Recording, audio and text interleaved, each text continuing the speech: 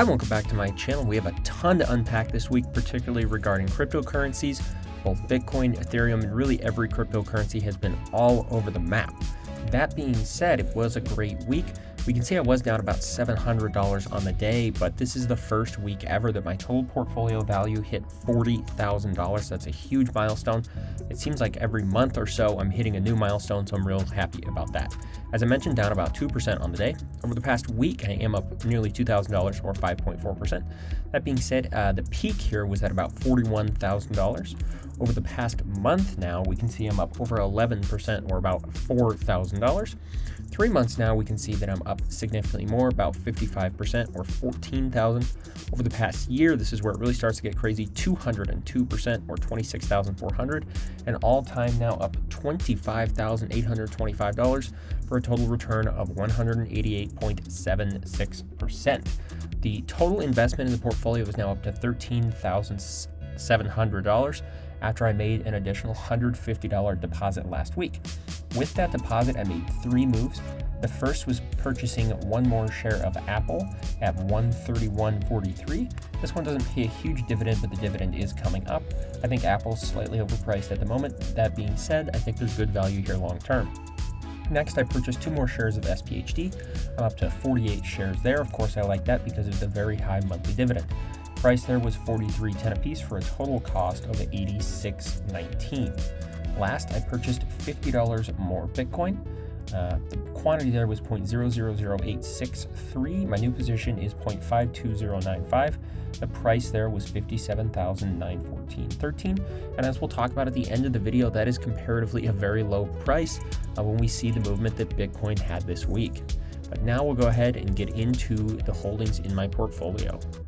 Real quick, don't forget to subscribe to the channel, like the video, and comment down below what you'd like to see next. It makes a huge difference in the analytics. First, we'll talk about SPHD, which of course is my high dividend ETF. This one, as I mentioned before, is the largest holding, or rather largest stock or ETF holding in my portfolio. 48 shares here makes up almost 5% of the portfolio. Cost is around $1,800. Total return is up $285 or just under 16%.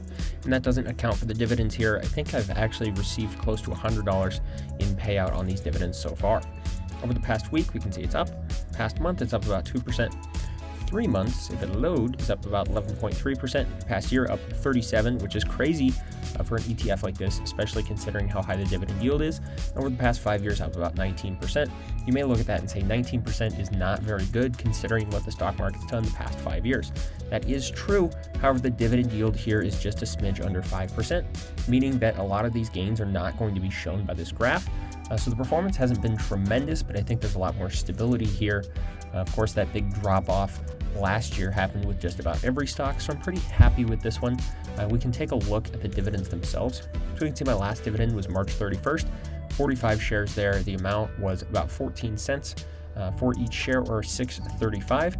I'm projecting about 50 shares for my dividend this month, which means the payment will be somewhere around $7. Having that $7 a month payment in dividends is terrific. I'm going to be uploading videos soon detailing what my dividends are going to look like for this year, but the goal is $300 in dividends for the entire year. Next up, we have Microsoft, which has surged as of recent. We can see on the day up about 1.4%. Total return is now up about 38.2%. I haven't purchased any shares of Microsoft over the past few months as the price has continued to steadily rise, but I'm very happy with Microsoft, and a lot of analysts think that this is a great company to invest in for the long term. Over the past week, up 2.5%. Past month, up almost 9%. 3 months now, up 20%. Past year, up nearly 50%. And at the 5-year clip, up 375%, which is tremendous. Then you start to throw in this dividend. It is down below 1% on the dividend yield. That being said, there's a ton of room for growth here. I've talked about it many times, but the cloud infrastructure is going to be huge for Microsoft over the next 5 to 10 years. There's a lot of room for that dividend to grow, which means right now we're looking at more of a growth stock, but in the future, we could be looking at more of a value stock. Let me know what you think about Microsoft. I think this is a pretty popular one.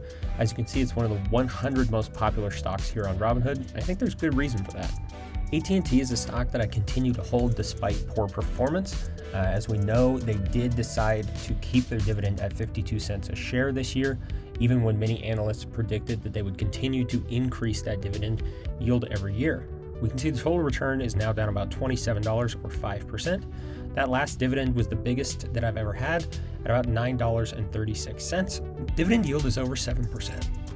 That 7% dividend yield is, of course, pretty much impossible to increase on, or rather wouldn't be a good decision for the company to make, and that's why they decided not to increase the dividends this year. If we zoom out to the month, we can see it's down about 0.5%. 3 months now up about 1.6%. Past year down about 2%, and 5 years down 23%. So we can see not great performance, but a lot of analysts believe that this is sort of a slow and steady stock. Basically, that means that we're not going to see a ton of growth out of AT&T. We're not going to see enormous returns, but with that 7% dividend yield here, it should be pretty conservative for the next 5 to 10 years.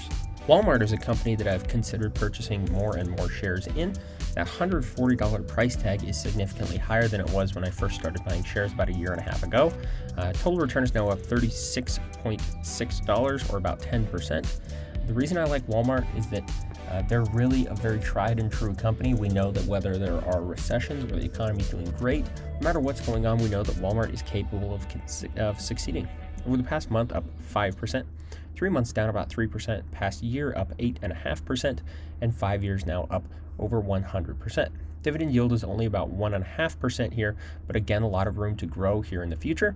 We can see a 77% buy rating here on Robinhood, and their earnings have been pretty consistent, pretty solid, and trending upwards. I think Walmart could be a great pick, again, for trying to decrease some of the risk in my portfolio, especially because of how much Bitcoin I do hold. Pfizer, I am still down on this stock all time. I'm not sure exactly what to do. I think the best play right now may be to just sit tight and not do much of anything at all. So we can see down $6 or about 2.5%. Past week it is up. Over the past month, up about 6%. 3 months up about 2.5%. Past year up 10%, and 5 years up about 16%. Dividend yield here is pretty strong at about 4%. Price to earnings ratio is below 22, so pretty standard there. The hope, of course, has been that the vaccine news is going to skyrocket this stock. It hasn't quite happened. This might be another one that I just hold tight, sit here, and not do a whole lot of anything. Try not to make any impulsive decisions. Last stock for today is going to be Riot Blockchain. This one is actually very closely tied to the crypto in my portfolio, and probably the riskiest of all the stocks in my portfolio currently. So we can see total return is down about $6 or 4%. Average cost is $50.29 a share. Right now, it's trading at $48. So down a little bit. But when we zoom out to last week, we can see it's down 4%. Past month, down nearly 20%. But the 3-month mark, we can see up 80%. Past year, up nearly 4,000%. And past 5 years, up about 1,500%.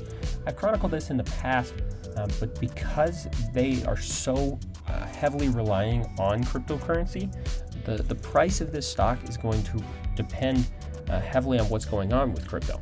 Now, if we look at their earnings, we can see that they consistently lost money 5 quarters in a row, but then fiscal year 2020, the 4th quarter, they were able to turn a profit. And the way that cryptocurrencies and Bitcoin in particular have spiked, I think there's a lot of reason to be pretty happy about this May 10th earnings call from them. It's something that I'll watch. By the time this video comes out, that earnings call will have happened, but I may be purchasing one more share of Riot Blockchain before that. We'll just have to wait and see. The last thing we're going to talk about today is Bitcoin. By far the largest holding in my portfolio, now makes up nearly 71% of the entire portfolio. Total return is up nearly $21,000, which is just absurd. That's a 182% return. Today we can see it was down about 2% after peaking here at about $63,767. Over the past week, we can see it's up considerably. Yesterday, this was an all-time high, reached just under $65,000 for a single Bitcoin. That is crazy considering where it was a year ago. Over the past month, now up about 14%. 3 months now up about 69%. Over the past year, up 833%, and 5 years now up 14,593%. Talked about it quite a bit in the past, but the goal here is to sit on Bitcoin until the end of the year. Because I've been compiling Bitcoin for the past 1.5 to 2 years, every single week that I wait means that more of my Bitcoin is going to be eligible for long-term capital gains. The reason that's so important is that the long-term capital gains tax rates are significantly lower than the standard capital gains tax rates, which means that by doing nothing, I'm theoretically going to be saving a considerable amount of money on my tax bill for this year, or really for whenever I do decide to sell. That's going to be it for this week's video. Thanks for tuning in, and I'll be back with another one next week.